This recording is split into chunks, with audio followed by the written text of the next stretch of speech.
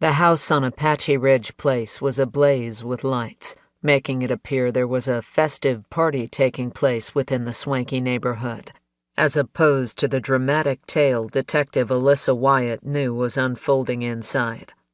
Just as she hunched down to duck under the crime scene tape, headlights illuminated the area in front of her as her partner Cord Roberts parked behind her government-issued Chevy Tahoe. As he unfurled his tall frame from his car and headed her way, she noted his rumpled shirt, his uncombed hair, and the new lines decorating his face. "You look like demons dragged you through hell and brought you back. Is everything okay?" There was a slight tremble to Cord's hand as he tunneled his fingers through his hair, tugging at the ends. "Sarah was having a bit of a rough night. Just as I was heading out, she got sick again, so I stuck around to make sure she was okay." He drew in a ragged breath and released it. "She is."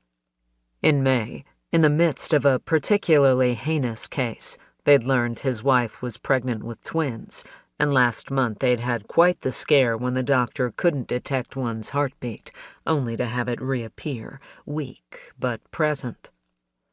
Cord eradicated further discussion by shifting his attention past the mobile crime scene van and along the long walkway before landing it on the house.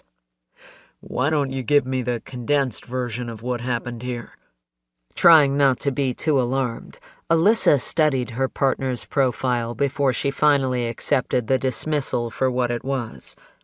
If Cord suspected Sarah wouldn't be okay, he wouldn't be here.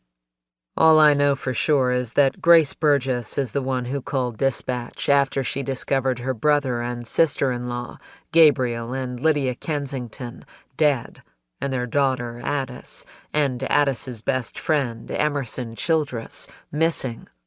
Her footsteps quickened as they hurried up the walkway, her mind automatically conjuring up the young female victims, one of them being her daughter's friend, of the sex trafficking ring she and her team had broken up less than 5 months ago.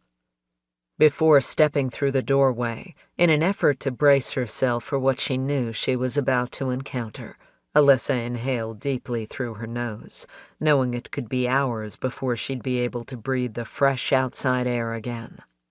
Beside her, Cord's frame stiffened as he, too, sucked in a breath.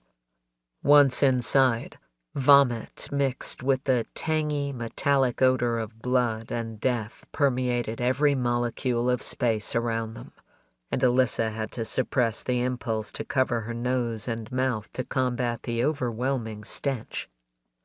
Then, recognizing the voice of one of her team members whom she had thought was still out on vacation, she moved briskly through a dim formal dining room and around the corner into the kitchen, where the rotting odor of death took on a whole new level of assault on the senses. "Holy Christ," she and Cord breathed out at the same time.